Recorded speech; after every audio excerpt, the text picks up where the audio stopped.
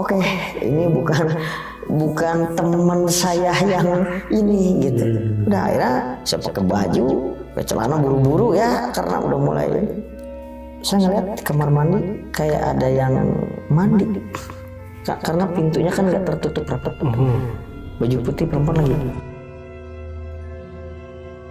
Pas lagi evakuasi di tengah laut, ya bukan di tengah laut sih, di bibir pantai kayak gitu. Saya lihat samar-samar kayak tangan begini-begini gitu. Kita kan naluri seorang ambulan khawatirnya itu korban. Ada kemungkinan kayak itu korban lagi dong. Ya, coba cari data meninggal, data yang selamat. Akhirnya setelah lihat data, semua data itu komplit termasuk yang meninggal.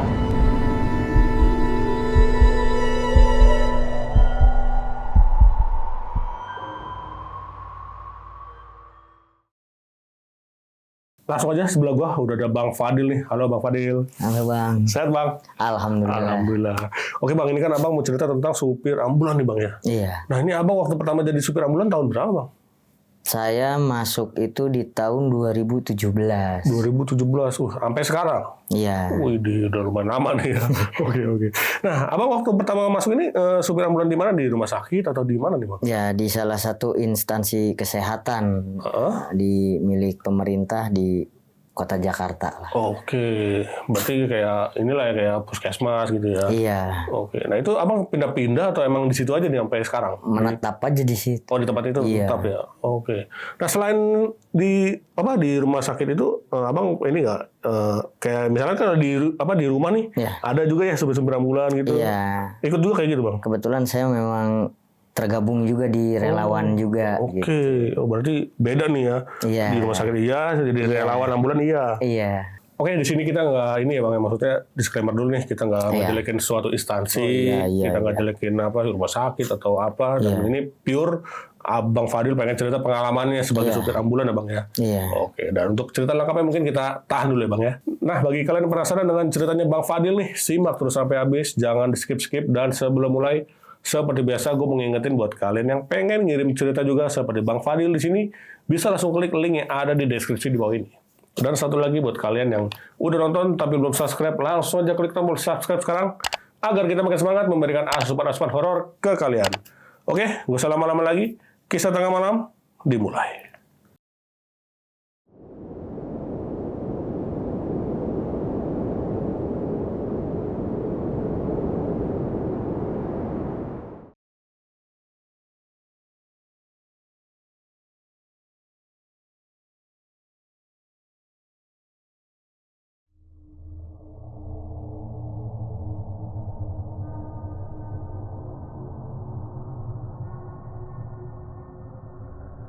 Ya sebenarnya saya terjun ke ambulans itu awalnya memang benci sama dunia ambulans sendiri gitu. Waktu belum tahu apa sih itu ambulans gitu kan. Karena memang selain ambulans itu ada beberapa jenis gitu ya untuk fungsionalnya sendiri gitu. Nah, supir ambulan ini memang juga harus terlatih dan harus ikut pendidikan terlebih dahulu. Jadi ada istilahnya nggak ngasal gitu. Walaupun ngebut bukan ugal-ugalan tapi ngebut yang terukur gitu. Cuman waktu dulu kan saya sebelum terjun ke dunia ambulan kan ngeliat ambulan ngebut kayak nguasain jalan tuh jadi benci banget awalnya gitu. Cuman ya pas di 2017 itu saya kerja sebagai PU, pekerja umum waktu itu.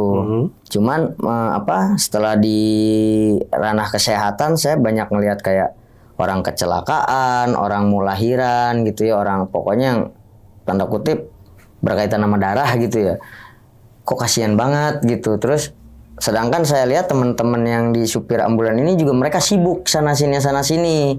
Waktu itu jumlah personil memang agak kekurangan. Jadi mobilnya ada, personilnya kurang. Terbatas ya. Iya, akhirnya waktu itu saya kasihan juga ya kalau ngelihat posisi kayak gitu gimana posisi kita nanti gitu. Akhirnya saya ngeberaniin diri waktu itu ke pimpinan, ngajuinlah diri gitu karena bentuk kasihan. Saya bilang gitu, nggak apa-apa deh Bu, kalau memang misalkan saya diterima, kalau memang saya layak, saya coba deh pengen gitu karena rasa kemanusiaan gitu.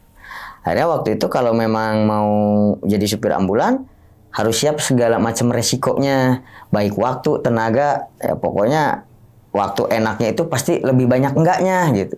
Akhirnya ya udah deh Bu, nggak apa-apa. Nah tapi sebelumnya juga nggak bisa, walaupun bawa mobil standarnya bisa, tapi di ambulan nih beda katanya gitu. Harus ikut pelatihan, ikut pendidikan, nggak cuma sekedar rambu dan marka, apa itu urgensi. Makanya gini Bang, sedikit informasi ya. Kalau dalam dunia ambulans itu bahasa urgent dan penting itu nggak boleh dipakai bercanda. Gitu.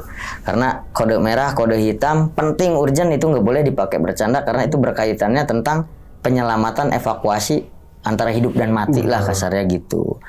Makanya saya mulai kayak tertarik ya gitu. Nah, mulai tuh bergabung. Ya rujuk pasien biasa gitu, yang ringan-ringan kayak sakit DBD sampailah ke sini saya juga bagian dari tim quick response gitu, di mana ada laka lantas gitu, siap dihubungi gitu. Jadi mulai di situ Bang, nomor handphone itu tersebar, saya kesebar antar driver gitu, sampai masuk grup persaudaraan sesama driver kita gitu kan. Nah dari situ udah mulai saya berkecimpung di dunia ambulan, mulai bunyi sirine, mulai tanda dim itu apa gitu, kayak hazard itu apa fungsinya nanti ketika kita lagi ini gitu. Jadi selain nambah pengalaman, nambah wawasan, kita jadi tahu ternyata supir ambulan itu ketika ngebut di jalan berarti emang bukan arogansi atau kebut-kebutan, tapi memang ada nyawa yang harus diselamatkan gitu. Akhirnya saya tarik kata-kata saya buat membenci ambulans gitu, dan karena udah terasa gitu. Jadi ada rasa gagalnya supir ambulan itu ketika pasien meninggal di dalam ambulans. Nah, terus Bang, saya juga mohon izin baik ke Abang maupun ke para penonton. Saya juga mohon doanya untuk teman-teman pahlawan driver ambulan yang gugur pada saat tugas, terutama untuk di masa-masa pandemi COVID gitu. Iya, benar banget. Ya, saya berharap mereka adalah penghuni-penghuni surga karena pahlawan negara pada saat kritis lah gitu. Benar. Sekilas tentang dunia ambulans begitu Bang gitu. Jadi mulai kemari-kemarinya ngalamin hal-hal yang kayak orang kecelakaan gitu ya, yang mohon maaf meninggal nggak utuh gitu. Yang awalnya itu saya awal terjun hampir seminggu lebih nggak bisa makan, nggak bisa tidur, karena kan namanya orang yang baru terjun di dunia kayak begitu Bang, tiba-tiba ngelihat yang langsung ekstrim kan gitu. Jelas saya nggak bisa makan, jelas nggak bisa ini. Cuman itulah hebatnya kekeluargaan di ambulans, mereka saling support gitu. Jadi udah, itu bukan hal yang buat jadi bahan pikiran, bukan buat bahan gini. Ayo kita hebat, ayo kita kuat, udah ayo gini. Makanya saya dari 2017 itu sampai ya sekarang ini gitu, 9 mau menginjak 10 tahun. Kenapa masih bertahan? Karena salah satunya ya teman-teman di ambulans sendiri ini udah kayak merasa keluarga gitu. Di saat saya lagi nggak enak badan atau lagi bad mood atau segala macam, mereka gitu yang selalu ayo udah, karena kebetulan saya memang paling junior gitu. Ayo dek, abangmu ini udah puluhan tahun, masa kamu baru tahun-tahun kamu lemah, ayo gini. Jadi kayak merasa kecambuk, dan kan gue calon jihad, kan gue calon ini, dan terutama kita ini calon jenazah. Jadi begitu selalu patokan yang mereka tekankan buat saya selaku junior gitu. Ya cerita dunia ambulans, suka dukanya gitu seperti itu. Jadi kita lebih banyak kayak kapanpun, dimanapun, pada saat dibutuhkan itu harus wajib datang. Kebetulan rumah saya di daerah Bang. Nah bisa dibilang masih di Jawa Barat, kota Karawang ya. Saya kerja itu di Jakarta. Jadi pada saat perjalanan pulang sudah sampai kota Bekasi, ditelepon di sini kekurangan driver di armada. Sedangkan di sini lagi ada banyak urgensi pasien. Itu mau nggak mau Bang, walaupun udah sampai sebentar lagi balik lagi. Itu harus sudah dihiraukan gitu. Walaupun capek, walaupun ngantuk, lelah, karena apa? Ya itulah udah bagian dari sumpah profesi. Walaupun nggak terucap, tapi jadi kayak ini panggilan kita. Ini panggilan batin, panggilan jiwa gitu. Jadi kayak udah kayak kalau kita nggak kerjain kayak ada punya utang perasaan aja ngeganjel gitu. Iya, ngeganjel gitu, kayak merasa manusia berdosa kalau kita nggak laksanain gitu. Sampai akhirnya saya mulai merambah juga setelah melebar kemana-mana. Akhirnya mulailah masuk relawan-relawan ambulans plat hitam. Saya menawarkan diri. Kalau memang ada kejadian misalkan antar jenazah atau apa, ada mobil nggak ada driver, saya siap dihubungi. Saya bilang begitu. Karena yang terpenting mobilnya dulu ada gitu. Kalau untuk masalah drivernya, insya Allah kalau memang saya libur, apalagi ada di kampung, saya siap. Saya bilang buat jadi relawan. Bilang seperti itu, Bang. Nah, untuk teman-teman juga maksudnya gitu ya, Bang. Kayak ambulans juga kan ada beberapa jenis ya gitu. Yang satu tuh memang ambulan evakuasi gitu. Bersifatnya ini rujuk pasien, bantuan laka lantas, bantuan gawat darurat, misalkan seperti objek-objek vital, misalkan kayak gereja atau masjid, ada acara momentum keagamaan yang bersifatnya massal kayak gitu, ada huru-hara gitu yang skalanya gede gitu, kita pasti diterjunkan gitu, baik secara gabungan TNI, Polri, dan medis maupun kita tunggal secara medisnya gitu. Entah itu demo atau apapun. Nah, ini tergolongnya lebih ke ambulan evakuasi gitu. Ada juga ambulan infeksius, Bang. Ambulan yang dimana ambulan ini nggak boleh digabung oleh pasien apapun selain memang itu pernyataan dan rujukannya dari dokter. Misalkan kayak infeksius itu kayak COVID ya, yang jelas COVID. TB gitu, HIV dan lain sebagainya. Karena memang pada dasarnya kita bukan menjauhi orangnya, hanya penyakitnya. Makanya tergolong ambulan ini bersifatnya khusus gitu, bersifat infeksius. Yang ketiga ada ambulan jenazah. Jadi memang khusus hantaran jenazah kayak gitu. Ya memang selain suka duka ya, Bang, berkaitan dengan ambulan nggak lepas juga dari nuansa horor ya. Memang benar ada orang sebagian bilang gini, setan itu atau jin itu atau horid itu atau yang bersifatnya makhluk astral gitu ya, nggak mesti harus di rumah sakit aja, nggak mesti di ambulans aja. Ya memang iya gitu. Jadi memang bukan kita menceritakan sebuah instansi kesehatan itu angker, tapi maksudnya memang faktor juga kebetulan mungkin gitu ya.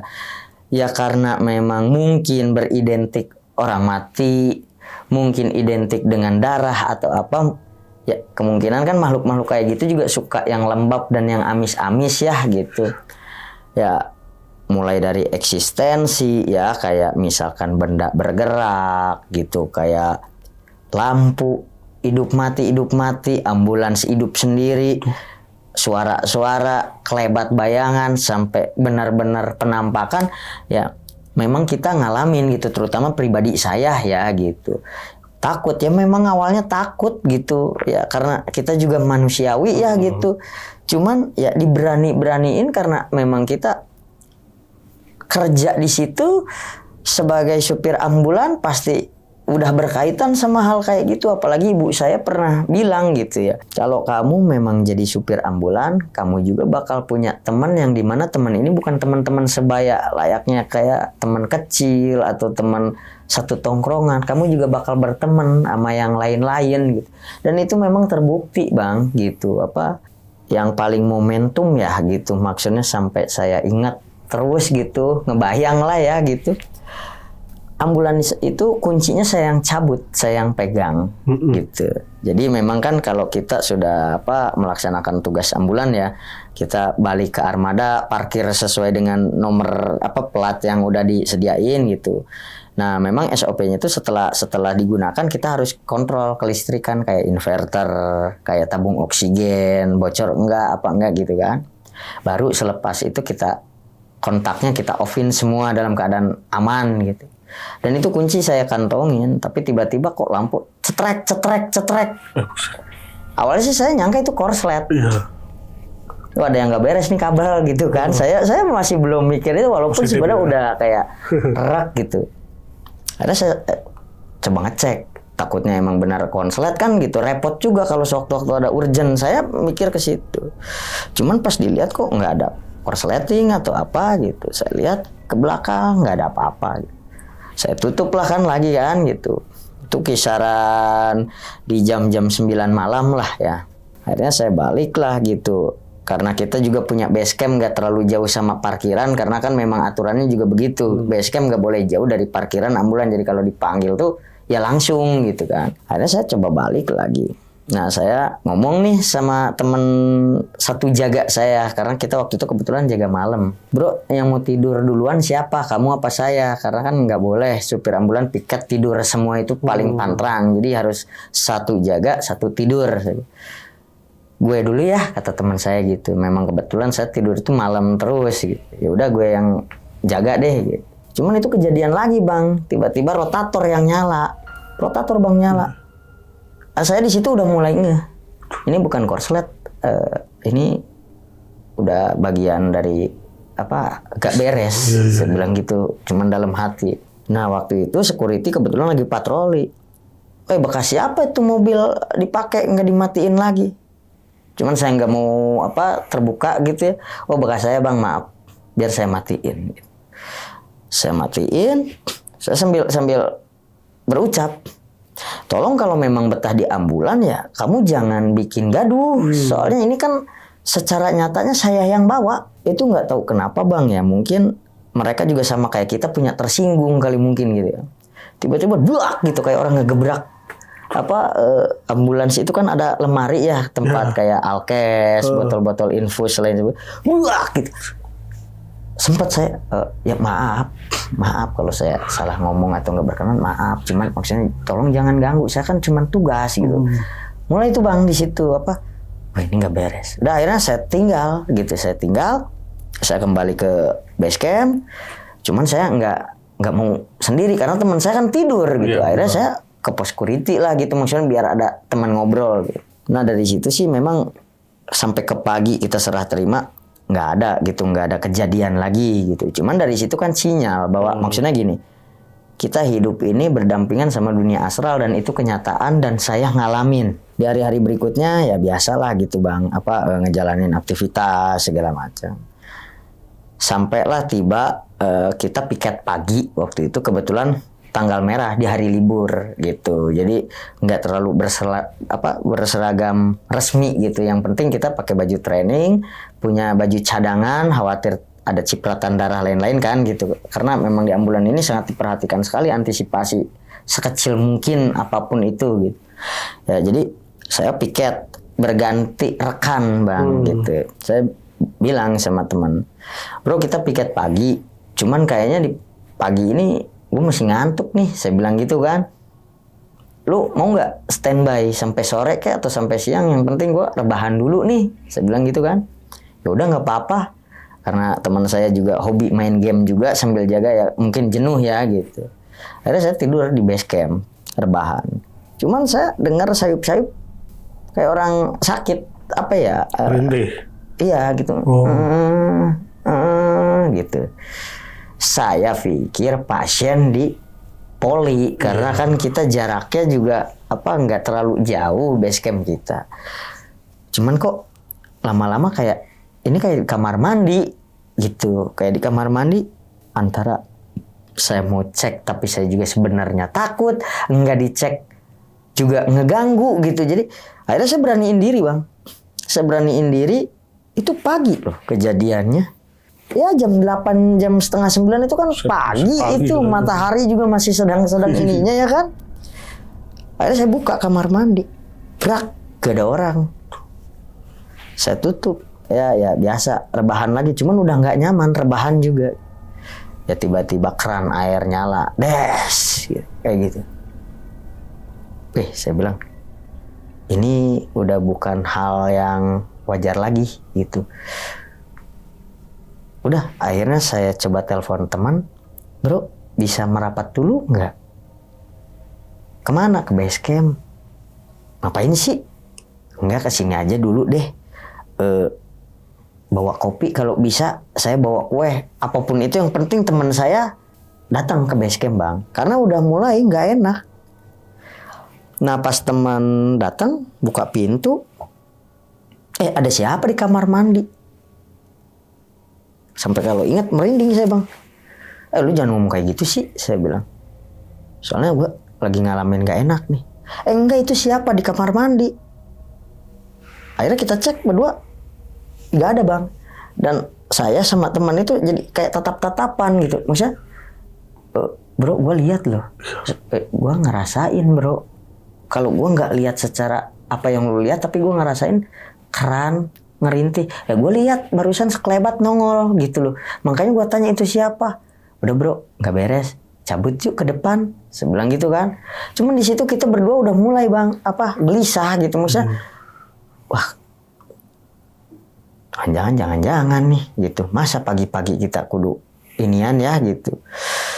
Akhirnya udah tuh bang, kita nggak berbicara, nggak ngobrol ke siapapun, khawatir itu menambah ketakutan teman-teman kita. Akhirnya jadi pada malas kan gitu kerja atau inian. Cuman kita yang udah saling tahu aja yang kita, bro, lu lihat gimana? Enggak bro, gue cuma ngeliat sekelebat gitu. Nggak tahu cewek, nggak tahu cowok. Gue kira ya anak-anak yang lain atau security numpang ke toilet kita atau bagaimana. Makanya gue tanya itu siapa.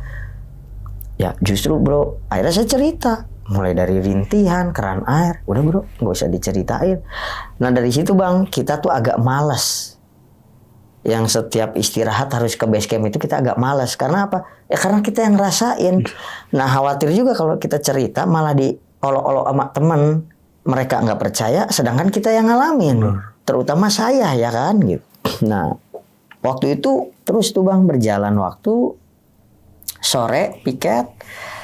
Saya dapat telepon masuk, ada laka lantas, MD di TKP, meninggal di tempat.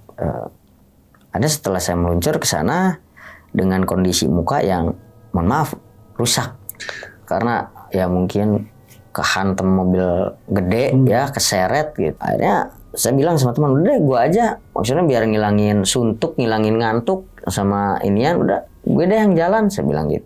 Itu kisaran di jam 3-an lah bang, jam 3 sore ya. Akhirnya saya berangkat lah ke sana sama tim nakes ya, tim dokter, tim perawat. Saya kan hanya berperan itu perintah mereka gitu. Misalkan mas tolong dievakuasi aja, baru kita evakuasi.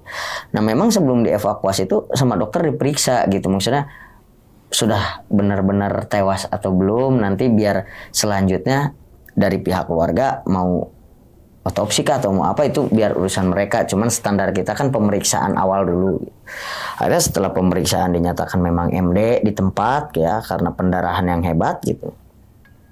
Udah mas, tolong dibungkus, naikin aja ke berangkar. Udah akhirnya kita dibantu beberapa warga juga ya di situ. Kita pindahin ke berangkar, kita evakuasi. Nah memang kan begitu sampai dokter dan perawat itu turun duluan kan. Yang satu bikin laporan, yang satu nyiapin transit jenazah waktu itu. Otomatis walaupun hanya beberapa saat saya berdua kan sama jenazah. Nah itu saya ngomong buat ya waktu itu kebetulan perempuan yang meninggal. Buat mbak, ibu, nenek atau siapapun yang udah jadi jenazah, saya yakin kok ruh pasti ada. Saya bekerja sebaik mungkin, saya coba mengevakuasi supaya tempat yang layak gitu, nggak di jalan, nggak ini.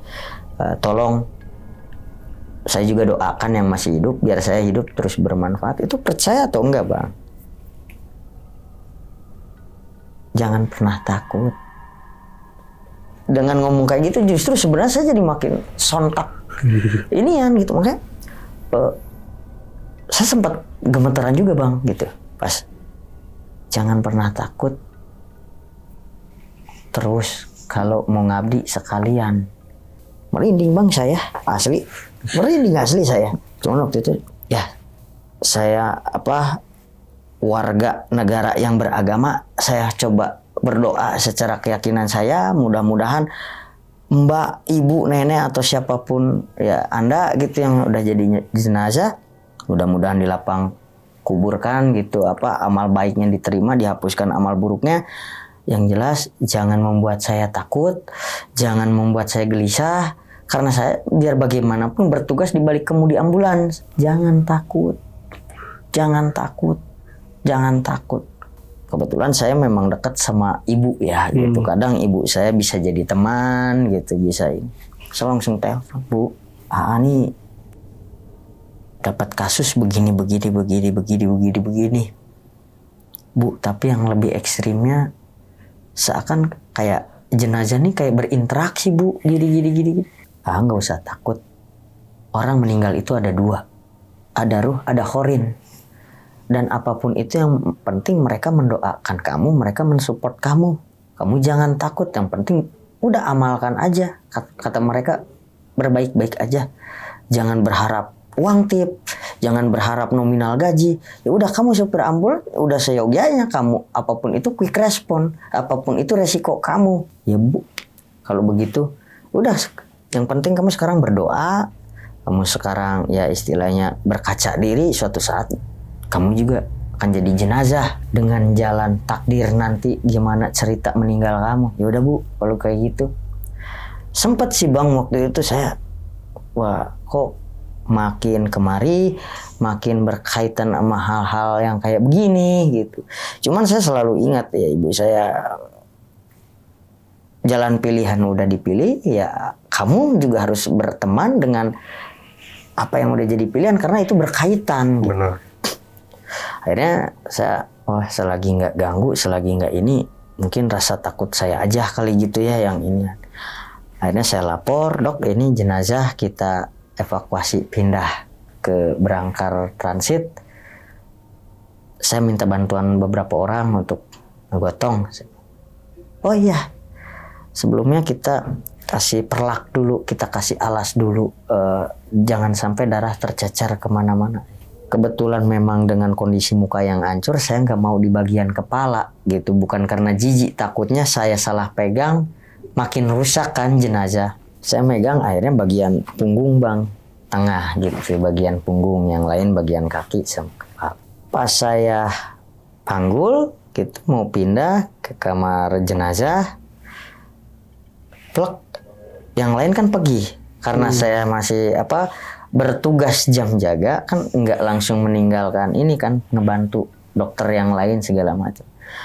Nah itu saya memang ngebantuin tangan jenazah kayak ya kita giniin ya gitu, terus kakinya juga saya rapihin gitu. Saya sambil ya semoga ibu bapak meninggal walaupun dalam keadaan tragis, mudah-mudahan amal baik itu yang berbuah manis, saya bilang. Mudah-mudahan jadi penghuni surga. Itu percaya apa enggak Bang? Kayak balik musab gitu loh. Mungkin banyak orang gak akan percaya karena gak ngalamin, dan saya percaya karena saya ngalamin. Ya mungkin itulah ya, walaupun orang jasad meninggal tapi kan ruh gak akan pernah bisa meninggal gitu. Itu sempat sih Bang, saya juga sontak astagfirullah gitu. Cuman mau cerita sama orang, khawatir dalam keadaan nuansa berduka, ada pihak keluarga yang tersinggung ada pihak teman-teman yang takut akhirnya saya cuma dalam hati, kok begini ya gitu, nggak enak juga jadi petugas ternyata gitu, nggak sesuai pikiran saya jadi supir ambulan, cuman rujuk nggak berkaitan sama dunia gini gitu, ternyata kok malah berkaitan gitu. Setelah kayak musab gitu, di hari itu tuh saya rezeki kayak nggak putus. Ada aja dokter ngasih uang. Terus saya dapat rujuk pasien lagi, keluarga pasien, Mas buat beli es Bu, maaf ini nggak diperkenankan ngasih uang. Oh ini bukan uang tip, ini saya cuma secara sukarela, anak saya lahiran dengan selamat gini. Saya menghormati supir ambulan, pokoknya rezeki saya biar kemakan begini, doain ya cucu saya biar gini. Jadi kayak gak putus Bang dalam satu hari itu. Nah tibalah kita mau serah terima ya, karena kan kita lepas jaga itu di jam 9 malam. Di jam setengah 9 itu udah gak ada aktivitas. Ya saya coba rebahan di kursi belakang. Antara samar jelas tapi gini, ya terima kasih. Mudah-mudahan kamu juga yang hidup punya banyak rezeki. Saya bangun duduk gak takut lagi, cuman kalaupun kamu ruh, tolong bantu doakan saya supaya saya kuat menjalani tugas sebagai seorang supir ambulan, nggak bagian dari orang-orang yang salah jalan, dan doakan saya juga mati dalam keadaan terhormat, mati dalam keadaan yang diridhoi, saya bilang gitu. Iya, relak merinding tapi udah nggak ada rasa takut Bang, gitu. Cuman ya Allah betapa ngerasa sakitnya sekali kan gitu almarhumah pada saat jebretnya gitu kan. Makanya saya selalu menghimbau gitu ke teman-teman, kita ngebut awas, kita harus selalu sadar, ngebut boleh tapi ngebut yang terukur, bukan berarti ngebut ugal-ugalan. Karena apa? Musibah, celaka kita nggak ada yang tahu. Sial itu nggak ada di kalender, tapi bisa aja detik ini juga kita terjadi apa sih gitu. Makanya saya selalu ke teman-teman meskipun senior, kita saling ingatin gitu, terutama teman-teman pengguna jalan juga. Maksudnya di jalan itu kapanpun malaikat maut bisa datang. Bener. Gitu.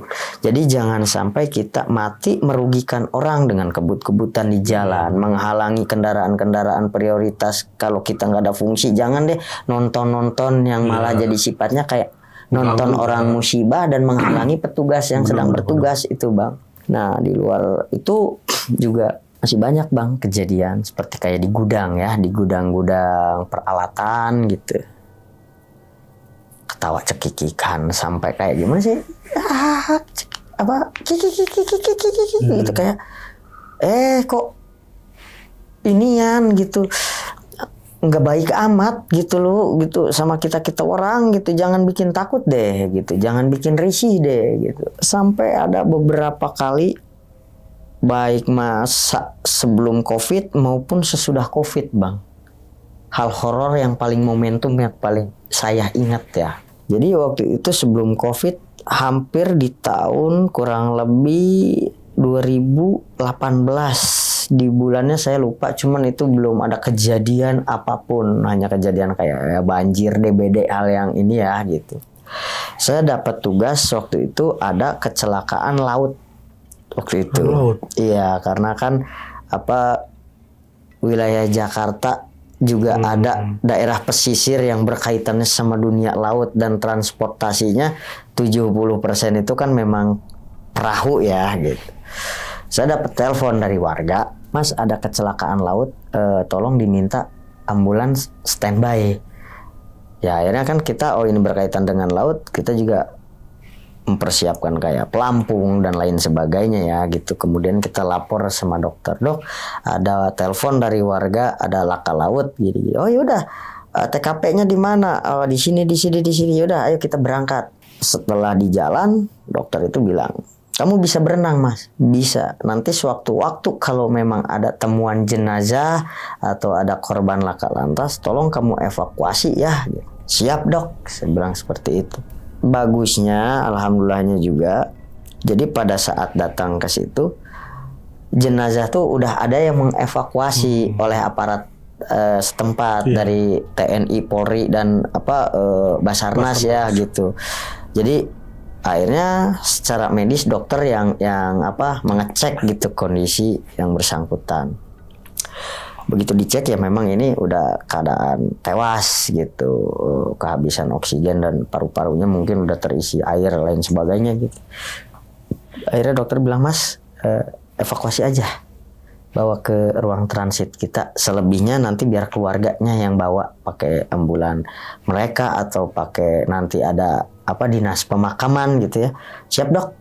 Udah, akhirnya kita dibantu para bapak-bapak aparat mengevakuasi, kita bawa kan gitu ke instansi kita. Ya udah. Cuman pas lagi evakuasi di tengah laut, ya bukan di tengah laut sih, di bibir pantai kayak gitu. Saya lihat samar-samar kayak tangan begini-begini gitu. Kita kan naluri seorang ambulan khawatirnya itu korban. Bener. Ya kan gitu, khawatirnya korban gitu. Gini-gini. Sebelum, dok, ada kemungkinan kayaknya itu korban lagi, dok. Ya, coba cari data meninggal, data yang selamat gitu. Akhirnya setelah lihat data, semua data itu komplit termasuk yang meninggal. Saya sebagai seorang naluri ambulan, takutnya data kan manusia yang buat, bisa aja salah, takut itu masih hidup, tenggelam kan gitu. Saya tanya ke yang lain, nggak lihat mas. Abang doang yang lihat. Saya doang yang lihat. Dan waktu itu kan namanya lagi kejadian begitu, banyak warga kan. Tapi ada salah satu anak kecil. Umi lihat. Ada abang yang itu di air. Yang mana, nak? Yang namanya mungkin anak kecil dan suasananya kayak gitu, jadi nggak terlalu dihiraukan. Cuman saya fokus sama anak kecil. Dek, kamu lihat apa? Enggak, kamu jujur sama om, kamu lihat apa? Itu tadi ada abang-abang itu. Artinya saya dan anak kecil di situ yang melihat. Dan itu kejadiannya benar-benar sama sekali orang nggak ada yang sadar. Cuman saya sama anak kecil. Akhirnya kita selesaikan tugas. Ya udah, kita bawa ke ruang transit jenazah. Cuman saya ngomong, ya kamu yang udah nggak bernyawa, mudah-mudahan yang tadi saya lihat salah. Yang saya lihat itu faktor ya mungkin kecapean. Soalnya ini bahan kayak saya kok di situ udah mulai nggak enak rasa bang, udah nggak biasanya saya semangat gitu ya, ceria gitu. Ini kayak pokoknya nggak enak badan aja gitu ya. Saya sih ngerasa mungkin kecapean. Akhirnya saya naiklah ke lantai 3 buat mandi gitu kan, mandi segala macam. Percaya nggak percaya bang, di kamar mandi kita itu kan bersebelahan, ada 2 toilet. Saya mandi jebur. Tiba-tiba di sebelah juga ada yang mandi, jebur. Saya pikir ya teman kita ya gitu, entah security entah driver ambulan juga atau cleaning service di sana. Bro, diam aja. Tapi lama-lama, saya ngomong, lu jangan suka kayak gitu, jangan suka ngundang-undang, lu ntar giliran datang lu kalap semua. Kalau lu doang sih mending, kalau nyangkut-nyangkutnya ke gua juga kalap. Sialan lu, setan jangan suka diundang-undang bilang gitu. Udah saya mandi. Tiba-tiba pintu saya buak. Saya siram pakai gayung. Kurang ajar lu, sialan lu gitu. Saya masih nyangka itu teman, Bang. Iya. Begitu saya selesai mandi gitu, saya buka kan brak, kok nggak ada orang. Saya cari ke sana kemari, nggak ada gitu. Sampai saya masih pakai anduk, saya cari ke depan gitu, depan pintu di Westapel, kok nggak ada orang. Saya telepon lah gitu security, Mas yang piket sekarang siapa? Oh saya sama si Anu. Mas tadi yang ke lantai 3 siapa? Bukannya Mas doang? Enggak deh, coba deh dilihat CCTV atau gimana. Emang apa sih, ada yang hilang atau enggak? Coba. Ya udah nanti dicek katanya di ruang kontrol. Enggak ada, Mas. Enggak ada. Gak ada yang naik ya? Enggak ada yang naik. Nah, di situ udah mulai Bang saya. Oke, ini bukan teman saya yang ini gitu. Udah akhirnya saya pakai baju, pakai celana buru-buru ya karena udah mulai ini. Saya ngeliat di kamar mandi kayak ada yang mandi. Karena pintunya kan nggak tertutup rapat. Baju putih perempuan lagi. Abang percaya atau enggak? Hawa takut saya tuh jadi mematung. Mau teriak kayak susah. Soalnya depan mata. Kan gila. Sampai ya alhamdulillahnya saya nggak berkelanjutan ya. Kalau kata orang Sundanya kememegan gitu. Tegang gitu kan. Akhirnya saya coba sekuat tenaga, saya lari gitu, sampai pakai sepatu aja sebelah saya. Lift ada tapi saya jalan tangga karena udah nggak mikir ini, pokoknya jalan tercepat kan. Saya turun ke bawah, saya coba tenang, nggak mau orang banyak tahu karena khawatir salah arti bahwa rumah sakit itu sarang setan atau fasilitas kesehatan itu sarang setan, padahal enggak gitu konsepnya. Setan bisa ada di mana aja sebenarnya, cuman faktor kebetulan aja tuh yang kayak begitu lagi mampir atau berhuni di situ kan. Cuman ya mungkin sebagian teman kan ngelihat pucat muka saya karena inian kan, bro lu kenapa bro? Nah enggak lu kenapa? Tadi gue dengar lu ada kehilangan atau gimana? Soalnya security Bang Fadil di lantai 3 telepon yang terakhir naik siapa. Jadi rumornya merasa kayak ada yang kehilangan. Padahal saya cuma mengecek siapa yang naik gitu. Enggak, tadi cuma lupa naruh anduk. Takutnya ada yang iseng, ada yang jahil. Saya cuma begitu karena nggak mau melebar kemana-mana Bang, ya kan? Udah tuh sampai di situ saya coba naik ke atas, itu pun yang main tadi temenin gitu, cuman saya nggak ngomong temenin, cuman kita ngopi yuk, cuman kita ke atas dulu yuk, ambil duit bareng. nggak ada orang, takut ada yang hilang nih, kan mending aja kalau ada lu saksi begini. Padahal bukan itu, karena saya biar ada teman juga sebenarnya gitu. Begitu saya naik, ya udah nggak ada kejadian apa-apa, cuman saya penasaran. Saya buka kamar mandi, yang sebelah itu kering, yang dimana saya lihat dia lagi mandi itu kering bang. Yang basah itu justru yang kamar mandi saya yang mandi gitu. Bang. Oh ini nggak beres gitu, nggak beres sama sekali. Akhirnya berjalanlah bang, tentang dunia horor ini mulai banyak merangsek ya gitu, masuk jadi ngalamin hari-hari saya gitu. Ini di masa-masa mulailah masuk bang, masa pandemi COVID.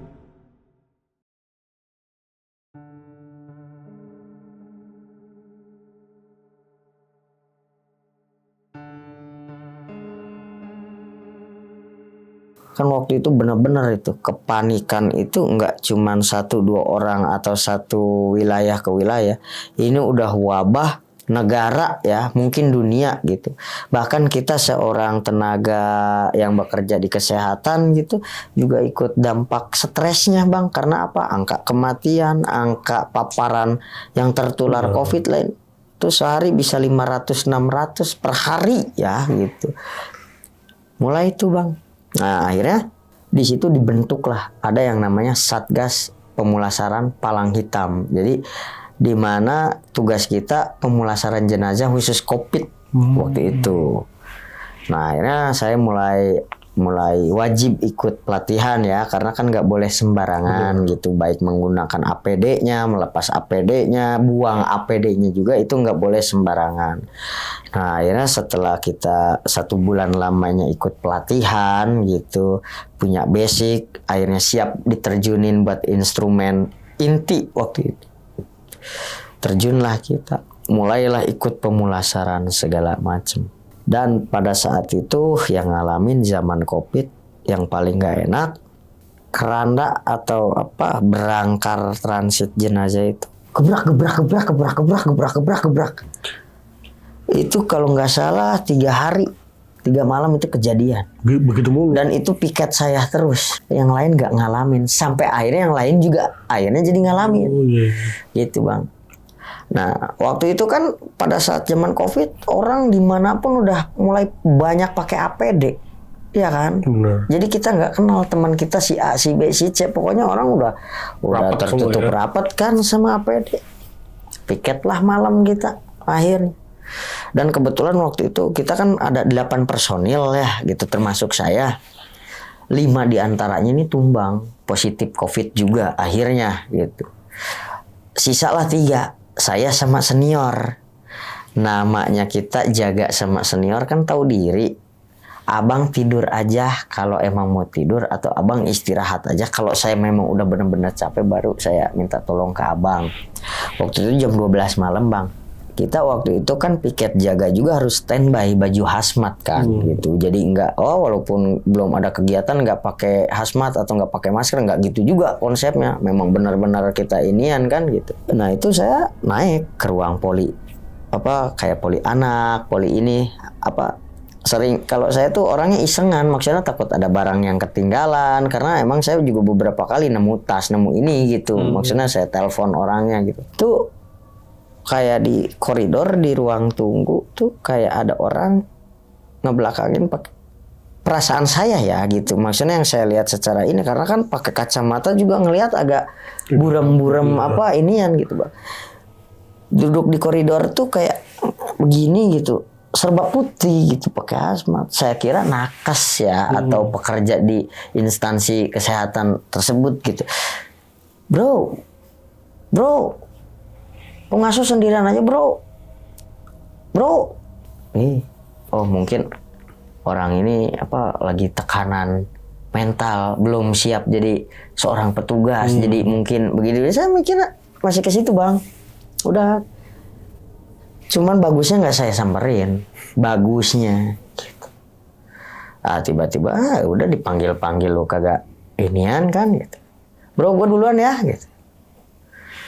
Begitu saya mau turun tangga, saya lihat lagi udah nggak ada bang. Terus hilang gitu aja. Saya bilang Kan biasanya kalau kursi besi itu kalau orang duduk atau bangun kan bleg gitu bang. Ada bunyi, ini enggak. Dan orang jalan itu segimana cepatnya sih bang, sebuat nengok langsung nggak ada kan gitu logikanya. Wah itu saya sempat teriak waktu itu, manggil teman yang di bawah. Kebetulan namanya Ajay. Jai, naik dulu Jai.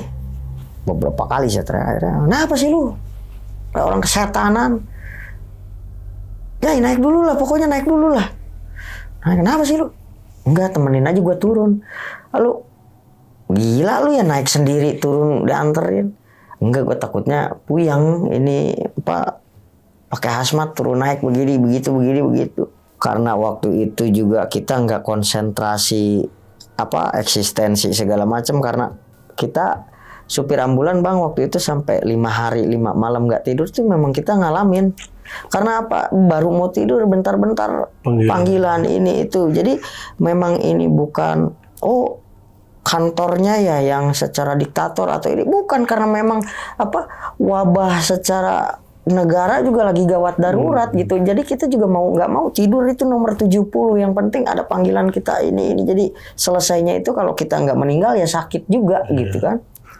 Ada udah tuh bang di situ mulai itu kita warawiri sana sini. Sampailah masuk kita ke babak jenazah COVID waktu itu. Ada salah satu pasien datang, awalnya nggak kenapa-napa, cuman merasa sesek sakit dada. Ya mungkin kalau kata bahasa medisnya jantung kali ya gitu.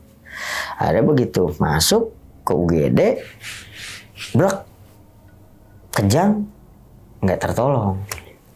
Nah pada saat itu kan sialnya lagi nih bang. Pada saat masa COVID orang meninggal kan harus di swab. Bener. Jenazah itu harus dibedakan yang non COVID sama yang COVID kan. Di swab positif gitu. Akhirnya dokter kumpulin sekarang pasukan pemulasaran. Soalnya kita dapat pasien MD COVID. Ya udah kalau kayak gitu. Akhirnya saya coba ngumpulin teman-teman segala macam. Cuman kok di tengah-tengah apel ya gitu. Kayak ada orang wara wiri di area gudang. Saya nggak terlalu fokus lah gitu. Yang penting apel kita ini aja nih gitu. Dan saya bilang yang bagian gotong jenazah, yang bagian hantaran jenazah, yang bagian tukang gali kubur, yang bagian pokoknya semua harus sesuai. Saya bilang gitu. Saya sendiri kebetulan di bidang ambulannya, saya bilang gitu. Ya udah, ya, teman-teman semua ngambil perlengkapan gitu, APD ya, hazmat, handscoon dan lain sebagainya. Kita lihat orang itu masih warawiri kayak orang kedar. Cuman, ya bang, apa ya? Saya lihat-lihat kayak jenazah itu, entah ruh, entah jin, entah ini. Wah, saya di situ. Woi, saya ini mau ngurus jasad kamu. Saya bilang gitu, sedikit ngebentak gitu. Karena apa? Kok mau tugas malah ditakut-takutin gitu. Akhirnya saya ke lokasi, ya tetap gitu kita urus secara SOP COVID ya waktu itu. Cuman saya tanya agamanya apa, biar kita enggak salah secara iniannya. Kalau yang non kita mungkin pakai jas atau pakai dasi atau mungkin ada simbolis agama apakah gitu kan gitu. Agamanya apa? Saya bilang, kebetulan masih sama kita gitu. Akhirnya saya coba sedikit bisikin, mohon maaf ya, apa yang udah jadi tugas saya harus laksanakan. Jadi kamu enggak dibungkus kafan, kamu enggak lazim seperti umumnya karena ini lagi darurat. Mau nggak mau saya yang bertugas, mau nggak mau saya harus mengikuti perintah tugas. Tuh kakinya gini-gini bang. Goyang. Wih, saya di situ langsung dok, bisa nggak saya agak diganti sama personil lain mungkin gitu.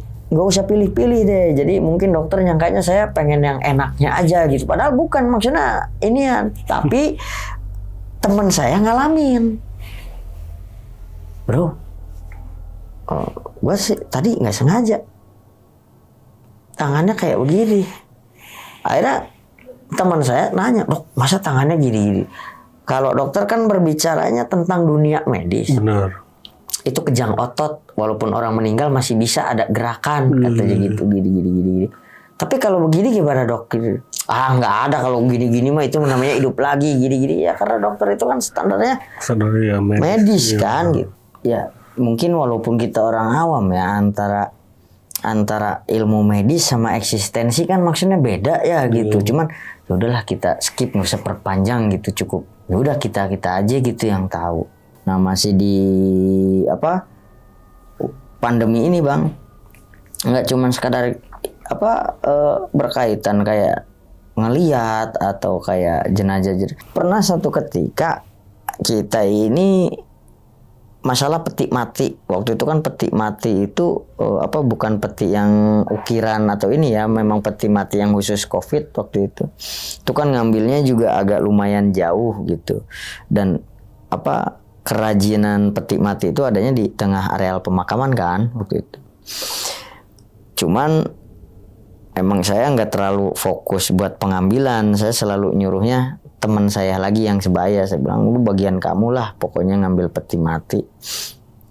Teman saya tuh ngambil, dan kalau ngambil itu malam. Kenapa malam? Karena alasannya ibu kota kan nggak terlalu sibuk, apalagi waktu itu masa pandemi kan, PPKM di mana-mana. Jadi nggak mesti harus pakai rotator, nggak usah pakai sirine ya kan gitu. Akhirnya ngambil segala macem, saya standby sendiri gitu. Jadi satu ambil, satu standby. Kalau saya itu paling nyaman memang diem di ambulan bang, karena selain AC-nya ya gitu, karena bantal segala macamnya steril gitu, empuk gitu, jadi nyaman aja gitu kalau saya di ambulan gitu. Nah itu masih kejadian pandemi. Nah waktu itu saya coba rebahan gitu sambil nunggu teman pulang ngambil peti, sambil main handphone lah gitu kan, sambil rebahan di berangkar main. Tuh kayak muka tuh kayak saya tuh kayak diginiin gitu. Wah langsung itu bang, saya brak handphone ya gitu, saya berbalik, saya nggak lihat apa-apa gitu, saya nggak lihat apa-apa. Tiba-tiba cekikikan. Wah itu di situ udah nggak nyaman gitu, maksudnya orang kalau udah saking ketertakutan udah ngeblank gitu, maksudnya bukannya lari, saya malah ke pojokan ambulan gitu. Itu ketawa cekikikan. Tiba-tiba ya lampu trap. Saya loncat gitu, maksudnya ngeloncatin berangkar sampai ya paha saya biru ya gitu, karena hawa takut emang nggak kerasa gitu Pak. Saya lari mangsreng pokoknya gitu ke tempat yang sedikit ada banyak orang ya gitu. Saya coba inian gitu. Akhirnya waktu itu kata security, kenapa? Akhirnya mau nggak mau saya cerita, bang masa gue diganggu sih bang, gini. Masa sih? Gue nggak akan mungkin kayak orang gila begini kalau misalkan gak diganggu bang, gitu. Orang lagi enak-enak gitu, masa handphone saya juga di mobil, saya bilang gitu. Udah sini gue yang ambil. Ada mungkin 10 menit balik ke pos. Mana bang handphone? Enggak deh. Kenapa? Ada yang duduk bro di berangkar. Udah ambil. Ya lu aja. Akhirnya kita cekcok, jadi saling suruh menyuruh. Ternyata security ngelihat kalau di berangkar tuh ada yang duduk ngelonjor gitu. Nah itu bang, itu luar biasa ya kalau kita yang ngerasain panik takutnya luar biasa gitu. Cuman kenapa supir ambulan itu jarang bicara tentang makhluk astral? Karena ya udah bagian, apalagi yang senior yang kerjanya udah puluhan tahun, itu udah bagian hidup juga ya, cerita kehidupan yang ditelan, dan mereka juga khawatir generasi yang sekarang malah jadi takut, bukannya berani jadi takut, makanya nggak ini. Cuman kan kalau saya gatel gitu, maksudnya ya gue yang ngalamin kok, gue yang ini kok gitu, pokoknya bukan niat nakutin, tapi maksudnya waspada gitu, apapun yang terjadi, karena yang kayak begitu tuh curang, kita nggak bisa lihat, dia bisa. Jadi sewaktu-waktu awas, jangan panik, jangan kaget gitu. Khawatir kalau kita cerita hal-hal yang gitu juga yang generasi kita kan takutnya ya, takut atau panik atau nggak mau aja jadi supir ambulan begini. Padahal nggak jadi supir ambulan aja kalau memang kitanya sadar sebenarnya kita juga berkaitan di dunia podcast gini aja gitu. Bisa aja kita berkaitan, cuman antara orang secara sadar apa enggaknya. Kalau di dunia ambulans kan memang jadi sensitifnya kita itu jadi makin terasa karena berkaitan gitu, eksistensi segala macam. Saya kayak begitu, udah tuh Bang, mulailah saya yakin ambulan ini ada sesuatu yang betah. Karena kejadiannya di mobil yang satu itu terus. Yang lain nggak pernah. Hanya satu mobil itu aja sering hidup sendiri lah. Sering nyala sendiri, natot sirine sendiri. Itu cuman satu itu doang. Dan itu ambulan yang bikin saya nyaman kalau tiduran. Jadi makanya saya bilang, ini ambulan ada dua petugas. Petugas kerja sama petugas yang emang ngejagain mungkin gitu. Nah, itu masih itu waktu di zaman Covid, Bang, dan ini masih di fase Covid tapi udah nggak terlalu ekstrim ya, udah mulai sedikit longgar segala macam. Itu kita ada telepon dari aparat gabungan, warga sama elemen masyarakat ya waktu itu. Ada orang bundir, yaitu diri mungkin kisaran umurnya di 50 tahun ya kurang lebih. Apapun masalahnya kita nggak tahu karena ya memang kita nggak ngecek masalahnya apa. Kalau kita kan orang medis hanya ngecek masih hidup apa enggak gitu kan. Selebihnya biar itu nanti aparat yang lain gitu yang mendalaminya gitu. Akhirnya saya bilang, Dok, terus ini bagaimana statusnya si jenazah ini? Ranah kita kah atau ranah aparat lain kah gitu? Kalau ranah kita ya berarti kita yang motong tali, jenazahnya kita yang bawa. Sebelum ada keputusan yang tetap, maksudnya semua aparat memutuskan ini udah sementara kita bawa aja daripada jadi bahan tontonan orang, warga gitu kan, makin ngebludak orang waktu itu di jembatan. Wah, jangan saya nih ntar yang disuruh, saya bilang gitu kan. Ya masa katanya dokter, waktu itu dokternya perempuan, masa gue yang perempuan naik pohon, ya udah kalah dah, saya bilang. Akhirnya saya waktu itu, Dok, kita minta safety belt gitu di ambulans buat jenazah sama buat kitanya juga gitu, karena emang jadi dia diri di jembatan itu setengah badannya itu udah nyangkut di pohon, Bang, saking udah mungkin melar ya gitu, karena lehernya juga udah sedikit memanjang waktu itu. Akhirnya kita evakuasi, minta tolong juga sama warga untuk membantu gitu, ngangkat segala macam. Kita angkatlah ke pinggir jembatan. Akhirnya dokter ya udah ini emang udah meninggal gitu. Jadi sebelum ada keputusan bersama udah kita amanin dulu aja jenazahnya, jangan sampai jadi bahan tontonan. Kita bawa ke instansi kita, ditaruh lah di ruang transit jenazah. Nah masalahnya kan gini, Bang, di rumah sakit baik milik negara maupun milik swasta atau milik siapapun, yang namanya ruang jenazah atau ruang transit jenazah itu nggak boleh ditinggal. Standarnya entah apa gitu yang membuat itu jadi standar, yang jelas itu standarnya nggak boleh dibiarkan tanpa ada penjagaan atau pengawasan gitu. Jadi minimal kalau pun ditinggal harus ya setengah jam kontrol gitu. Nah, apa sih, Bang, yang diperintah itu saya gitu, karena belum ada jalan, jadi kamu ya bentar-bentar sampai keluarga datang dan itu 2 hari, Bang, nggak ada maksudnya ngelacak keluarga aja susah. Akhirnya selama saya jaga, saya kan mengontrol terus itu kan gitu. Saya kontrol, saya ngedumel waktu itu.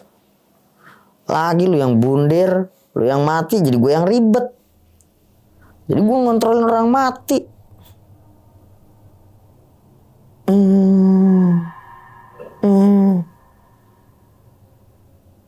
Saya langsung fokus, maksudnya ngerasa,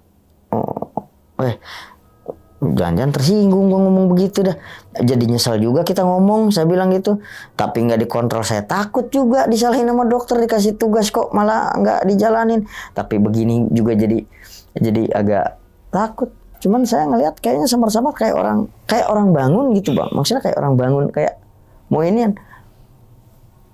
Wah itu bang, rumah sakit itu kan nggak dingin AC-nya. Itu saya keringat segede-gede jagung. Karena kan begitu meninggal orangnya ada jenazah di ruang transit itu kan harus ditutup pakai screen tuh, pakai apa kayak layar tancap gitu kan, apa ngejaga jangan sampai jadi bahan tontonan atau oh ada orang mati atau ini gitu kan. Jadi ditutup gitu. Cuman di layar itu kan banyak sambungan-sambungan gitu, kayak layar itu kayak sekat-sekat di tengah-tengah sekat itu saya kayak ngeliat dia kayak mau turun gitu loh. Wah itu bang, saya udah nggak peduli dah mau diomelin dokter kek, mau diomelin siapa kek, mau diomelin apa kek. Kalau udah begitu urusannya udah beda. Saya keluar langsung, saya cabut langsung. Dan ternyata pas saya minta tolong ke security, bang, tolong dong temenin begini gitu ya. Itu diantar, saya berempat, jadi security 3 saya 1. Dan benar posisinya berubah. Kan begini gitu ya, tangan begini karena kan dijepit pakai apa pengaman gitu ini. Dan itu posisinya udah begini. Saya langsung teriak, coba dokter panggil ini bener mati apa pura-pura mati atau maksudnya dalam keadaan masih sekarat, saya bilang. Sampai dokter kayak kan gue yang dokter, lu kan cuma supir ambulan gitu loh. Jadi kayak apa sedikit ini gitu. Enggak dok, soalnya kok berubah posisinya karena saya tadi lihat begini ya, mungkin karena elunya mungkin saking takut lu nyenggol apa jadi mayitnya gini. Ya udah lah gitu, maksudnya percuma deh gitu, jadi cekcok sama pimpinan sendiri nih gitu kan. Ujung-ujungnya gue yang takut, gue yang diomelin. Udah deh waktu. Cuman saya cerita di pos security, bang ini gimana sih, coba apa kita lapor kemana kayak gitu kalau emang nggak ada keluarganya, coba dinas apa yang bisa mengamankan mayit gitu. Ya gimana katanya gini. Akhirnya jam 5 pagi kita alhamdulillah dapat kabar gitu, maksudnya dari aparat kepolisian waktu itu. Si jenazah ini sudah dihubungi keluarganya sama kami, jadi kepolisian juga membantu lah, maksudnya ternyata si orang bundir ini ada masalah dengan keluarga. Dan sebenarnya keluarganya tahu tapi nggak mau ngurus karena sakit hati lah begini. Akhirnya tim kepolisian kalau nggak begitu nanti prosesnya jadi hukum, soalnya apa membiarkan ini gini. Dan alhamdulillah tuh waktu itu kita terbantu sekali bang gitu. Jadi nggak lama-lama juga dah lu di sini gitu. Sempet jadi ngedumel gitu. Kalau nggak dibantu sama bapak-bapak dari pihak aparat, mungkin lu seminggu, 2 minggu, sebulan, 2 bulan di sini lu udah posisi lu nakut-nakutin gitu kan. Dan akhirnya bang itu keranda entah jadi tempat terbetahnya dia atau bagaimana. Tuh kalau malam suka jalan kadang. Saya pura-pura nggak lihat, biar aja tuh nanti security yang beresin, soalnya apa? Jangan saya mulu yang ketemu gitu, sekali-kali biar yang mereka juga ngalamin gitu. Siapa sih bekasnya nggak diberesin lagi gini. Siapa orang nggak ada yang make, saya bilang gitu. Sampai tuh bang apa keranda itu yang saya cerita gebrak kayak gitu tuh. Nah di luar itu banyak juga kejadian kayak di CCTV cewek ngomong anak ya nimang gitu, gendong bayi itu di CCTV ada. Di CCTV ya oke lah, mungkin kalau cerita dari si A si B, mungkin ini mungkin itu, tapi kan CCTV nggak bisa bohong bang gitu. Dan itu yang ngelihat kita rame-rame di CCTV gitu. Itu setelah pasca COVID itu, maksudnya COVID udah selesai itu. Jadi lagi begini aja itu. Tapi nggak tahu mukanya kayak gimana, apa bagaimana. Pokoknya dia sambil ya inian. Security ngomong, ini sih kita yakin, maksudnya bukan orang yang harus kita kontrol katanya. Udah dibiarin, yang penting dia nggak turun atau nggak menjelma atau nggak ngewujud di kita orang. Udah cukup dia di lantai 4 atau lantai 5 aja ngomong anaknya dah katanya gitu. Yang penting nggak inian. Iya bang. Tapi memang benar itu ada mungkin 15 atau 20 menit itu. Begini aja gerakannya gitu. Enggak kan, kalau layaknya manusia kan ada jalan ke sana kemarin. Ini enggak, kaku aja udah gitu. Sampai ya bunyi tahrim itu subuh inian ya baru tuh kayak samar hilang gitu, misalnya samar hilang gitu. Makanya untuk masalah eksistensi, penampakan, suara, sentuhan atau apapun itu ya apa ya ngalamin kita dan pasti gitu. Saya maupun nanti yang akan ke depan, bukan saya ngomong jelek atau nyumpain, karena memang kita bekerja berdampingan dengan dunia seperti itu Bang gitu. Bukan berarti rumah sakit atau ambulans itu angker, enggak. Karena angker itu bisa terjadi di mana aja, cuman lebih banyak mengeksistensikan atau maksudnya yang kayak gitu lebih iniannya ya karena kita kan kerjanya berkaitan darah, berkaitan kotoran apa lain sebagainya kan, yang kayak gitu demen nama yang bau amis darah kayak gitu kan ya. Jadi mungkin faktor kebetulan lah dia nangkring atau ada di situ gitu. Nah, makanya kita selaku driver coba setakut apapun tapi jangan sampai panik yang lost control. Karena apa? Kalau kita lost control ya bagaimana ketertakutan orang-orang gitu. Oh, supir ambulannya aja takut apalagi kita kan gitu. Walaupun sebenarnya kita takut gitu. Ya kita paksa-paksain jadi seakan-akan kita nih pemberani, Bang. Kayak gitu. Nah Bang, berarti ini Abang juga sering ibaratnya standby di kamar jenazah ya Bang ya? Iya. Walaupun memang tugasnya supir ambulan tapi sering di situ ya Bang ya? Sering. Nah, selain tadi nih yang jenazah orang yang bundir tadi nih, pernah juga nggak ada jenazah lain yang kayak misalkan kayak tadi kayak bangun lagi atau gerak lagi atau gimana? Pernah ada lagi yang kejadian? Pernah. Itu kan hanya satu dari bagian cerita ya gitu. Yang paling parah nih, ada lagi nggak maksudnya yang lebih parah gitu? Ada. Ya jadi ketika waktu itu udah selesai COVID. Iya. Laka lantas motor sama motor. Jadi nggak ada rusak jenazah, cuman dalaman organ ya gitu. Nah, jadi ya kita kan sesegera mungkin mengevakuasi ya, mau yang masih hidupnya maupun yang udah meninggalnya gitu kan. Kita evakuasi secepatnya waktu itu 2 mobil ambulan karena biar bagaimanapun nggak boleh yang namanya menumpuk pasien gitu. Walaupun dia udah meninggal sekalipun nggak boleh ya. Nggak boleh itu. Jadi waktu itu dua ambulans kita terjunin. Kebetulan waktu itu saya sama temen gitu.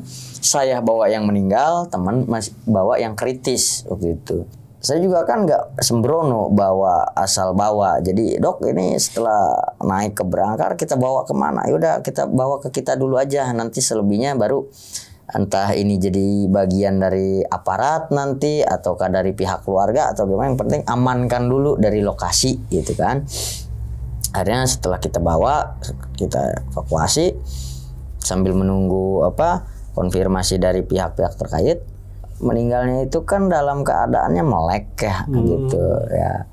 Kita ya kan lazimnya ya gitu kita tutup. Ya biasa gitu kita tutup. Kita bungkus pakai kain dulu gitu, kain sementara ya, selimut rumah sakit gitu. Saya bilang ke teman-teman, Mas tolong dimasukin ke area transit jenazah, saya bilang gitu. Tutup tirai segala macam. Ya Mas. Akhirnya dibantu sama teman-teman. Nah itu nggak ada, belum ada kejadian apa-apa sampai tiba pas mau saya rapi gitu, maksudnya takut ada darah yang netes atau apa, melek gitu. Melek. Saya sih belum mudang ya, belum hidup gitu. Ya saya iniin lagi, merem.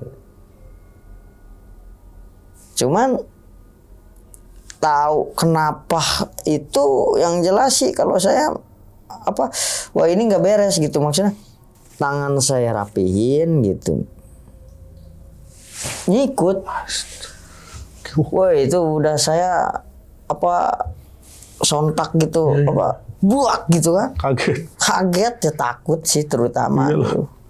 Jangan ganggu dong, saya kan baik, saya kan maksudnya menjalankan tugas, saya mau ngurus kamu, saya baik. Kalau emang ruh kan kamu ngelihat saya ini kerja. Kalau kamu setan jauh-jauh udah dari sini gitu. Apalagi ini orang udah meninggal gitu. Jangan dipakai main, jangan dipakai gitu. Tapi saya jadi takut. Iya. Gitu. Nah, udah gitu udah tuh Bang. Walaupun takut kita kan tetap kayak apa kalau nggak melaksanakan tugas tuh ya gitu. Akhirnya saya coba iniin gitu, saya rapin, melek lagi bang. Akhirnya saya tinggal, mau nggak mau saya minta teman gitu apa, satu orang dong bantu temenin, dan waktu itu kebetulan ada cleaning service gitu. Mas tapi kan saya cleaning service bukan bagian, lu nggak usah ngapa-ngapain, lu cuma tungguin dah gitu. Tenang, masalah kopi, masalah rokok tenang, gue cuma minta jangan sampai ada mayat 2 nih, gue bisa mati berdiri. Saya bilang, emang kenapa sih bang? Udah nggak usah banyak nanya, nggak usah banyak gono gini, yang temenin lu cukup di belakang gue. Saya bilang gitu. Pas saya ke situ berdua sama temen, merem dengan keadaan udah normal merem lagi. Iya. Oh, coba cek panggil dokter Gi. Apa sih bang? Enggak, panggil dokter. Kebetulan waktu itu dokternya emang akrab ya sama saya. Pak bos, saya bilang, dicek. Nah apa? Enggak, dicek aja. Udah meninggal belum? Kan tadi udah. Enggak, coba cek lagi. Barangkali kalau dokter mah tahu apa masih ada sisa-sisa kehidupan apa bagaimana. Ya udah nih, mau dicek gimana lagi? Pakai yang ituan kan? Nggak ada inian, terus ini, terus pokoknya udah nggak ada. Emang kenapa sih? Kagak dok. Enggak, lu kenapa? Enggak, udah kenapa, jawab jujur. Dok, tadi melek dok. Saya jadi kalap. Makanya lain kali sebelum ngapa-ngapain doa dulu. Iya sih ya dok. Iya pokoknya gitu. Dan itu pengalaman yang sampai saya kalau ingat kadang-kadang nggak berani sendiri bang. Iya, serius nggak berani saya sendiri. Waduh, kalau saya udah kabur. Gila, main apalagi sampai gini tadi ya. Iya. Gokil, kalau dibilang otot kejang ya seharusnya ya. Kalau misalnya kan biasanya cuman begini atau kedutan. Kayak disengaja dulu gitu. Iya. Dan itu 2 kali gitu, maksudnya udah diginiin kayak gitu. Dan kalaupun apa itu bagian dari medis ya, kan kalau kita datang harusnya melek aja gitu kan. Ya, ini kita datang, saya datang sama teman dia merem lagi. Iya. Kan emang niat pengen nakutin ya. Sebenarnya mungkin ke situ, Bang. Gila. Tapi ini yang saya aneh Bang, ini kan biasanya kalau di rumah sakit atau di klinik itu ada petugas kamar mayat nih.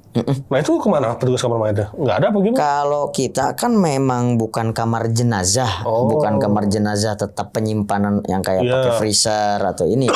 Kita hanya transit gitu. Jadi menunggu keluarga jenazah atau almarhum atau kita menunggu ini diambil oleh pihak berwenang atau bagaimana gitu. Jadi bukan secara penyimpanan yang memang disimpan gitu. Hanya sementara sifatnya transit gitu. Makanya ruang transit jenazah kalau kita. Oh berarti di klinik abang ini cuma ada ruang transit jenazah ya? Nggak ada khusus buat yang jenazah diinepin gitu? Iya nggak ada. Kalaupun ada karena bersifatnya darurat aja gitu.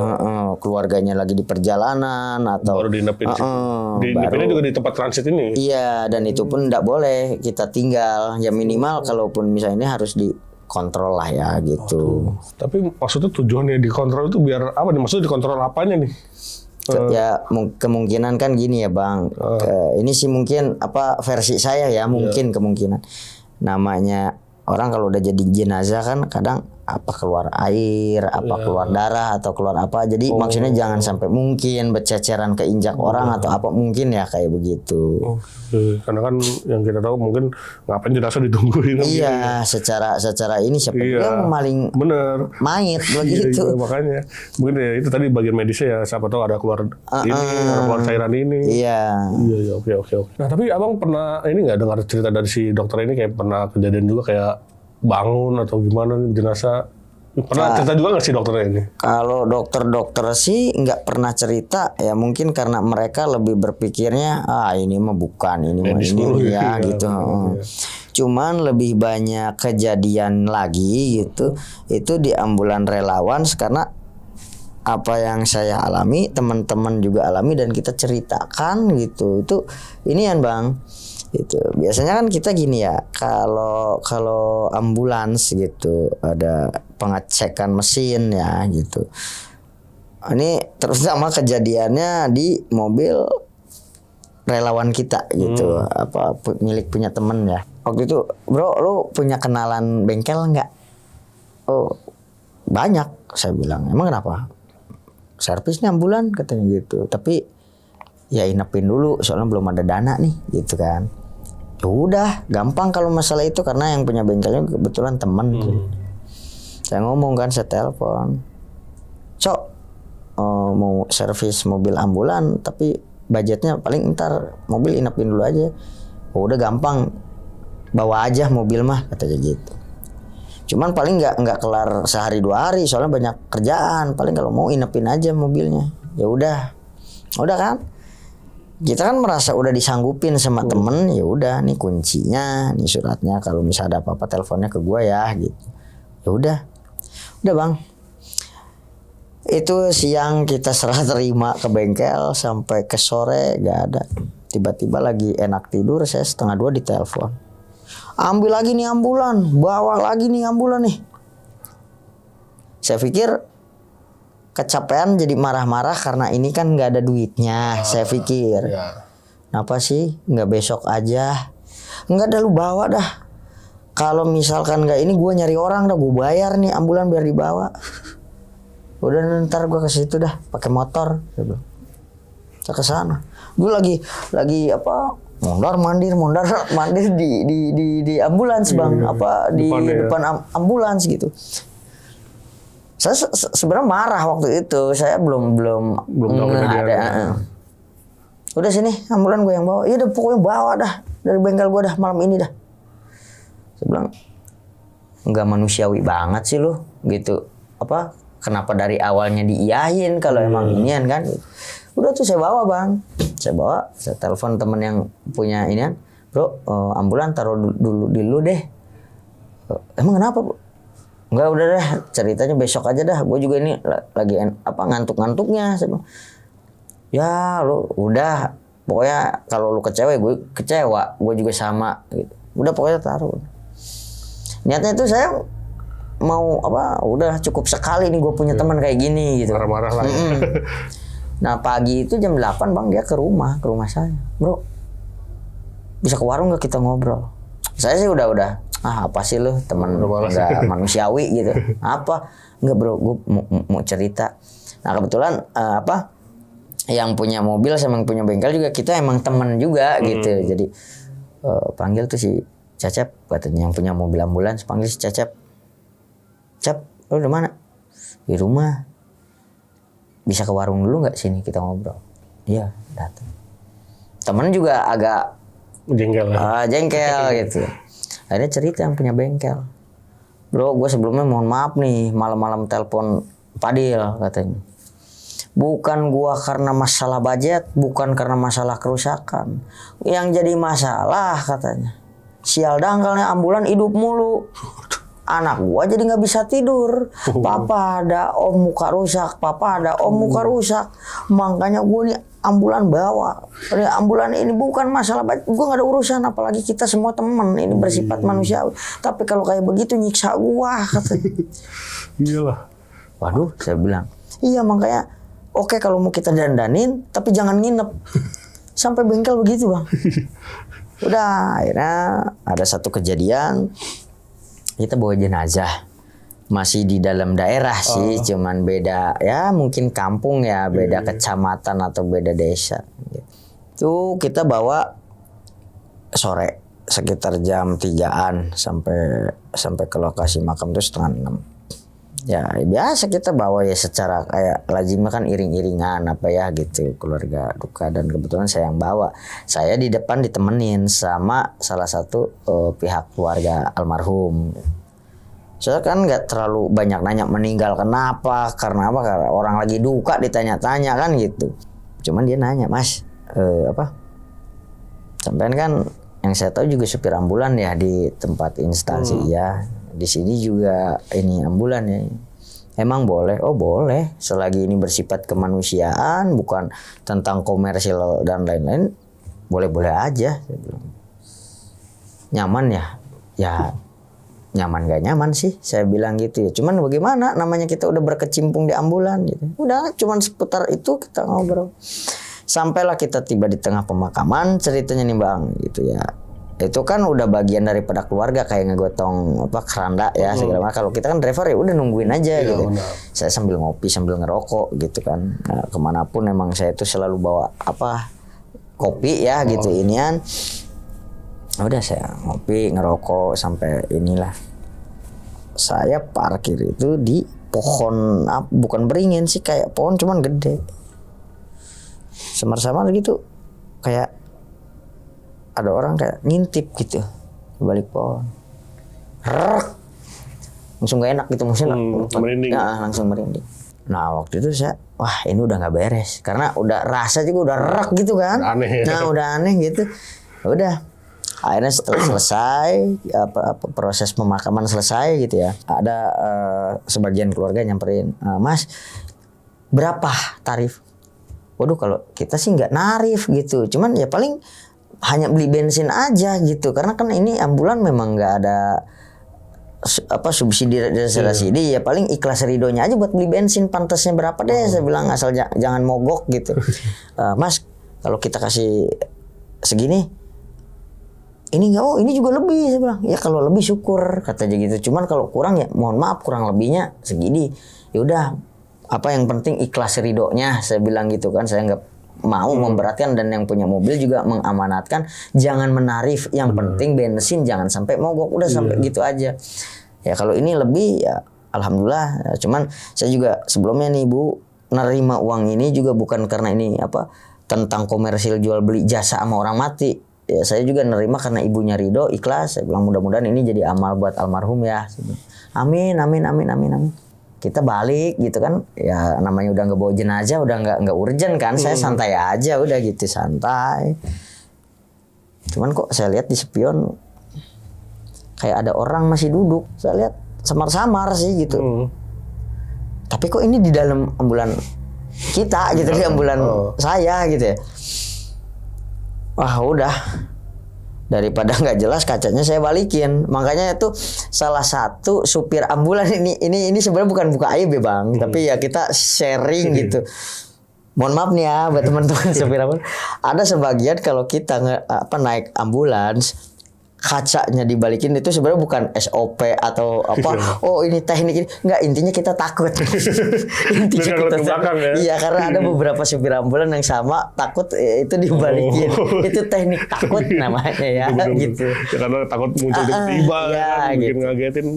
Iya. Nah saya balikin Bang, daripada ntar nggak pugu kan, makin diliatin juga, soalnya nggak dilihat namanya spion depan muka kan gitu. Udah. Nah akhirnya 10 atau 15 menit lagi mau sampai ke yang punya ambulan, gubrak. Cuman ya saya coba santai, coba ini karena panik ini masalahnya di jalan gitu. Cuman saya berdoa sambil ngomong, jangan ganggu napa, lu mau apapun itu jangan ganggu napa, jangan bikin gue takut napa. Saya pernah diajarin gini, kita berani jangan sompral, jangan songong. Kalau takut jangan kelebihan, seakan-akan kita jadi apapun itu kita berikan itu jangan. Cukup berucap jin, horin, ruh, kalau mau bereksistensi secara terima kasih cukup doain, udah nggak usah ini. Tapi kalau setan lu baca doa. Rupanya Bang saya jin, ruh, horin ikut anjuran ibu saya. Nggak ini, berarti nih setan gitu. Akhirnya saya baca doa kan gitu, ayat kursi gitu. Udah, tapi udah nggak ini lagi. Nah akhirnya saya cerita sama yang punya ambulan, jalan ambulan lu kenapa gini? Alah lu tibang bawa gitu aja inian. Gua yang punya, yang ngalamin tiap detik tiap ini aja santai aja. Dan ternyata itu jadi obrolan Bang.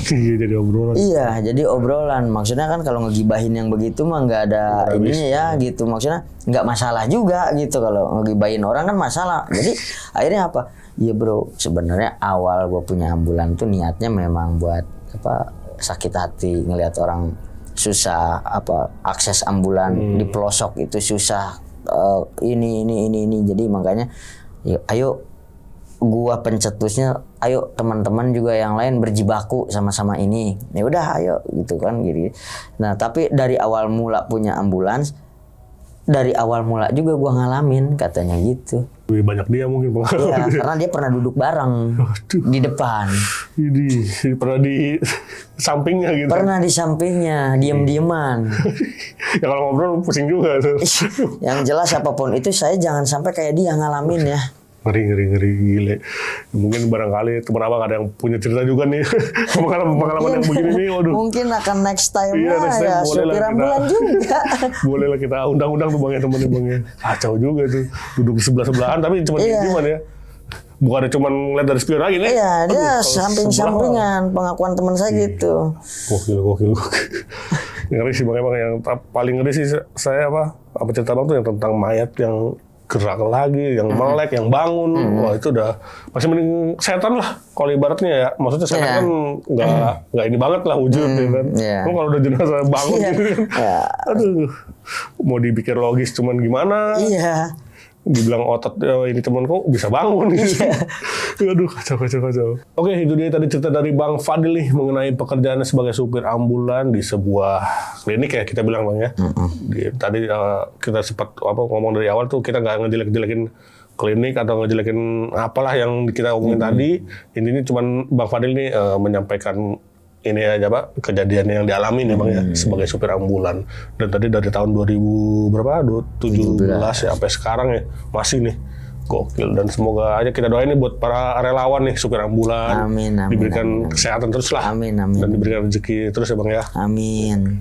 Oke, terima kasih banyak nih Bang Fadil. Sama-sama. Berbagi kisah yang sangat luar biasa. Dan sebelum closing, gue mau ngingetin buat kalian yang pengen ngirim cerita juga seperti Bang Fadil di sini, bisa langsung klik link yang ada di deskripsi gue ini.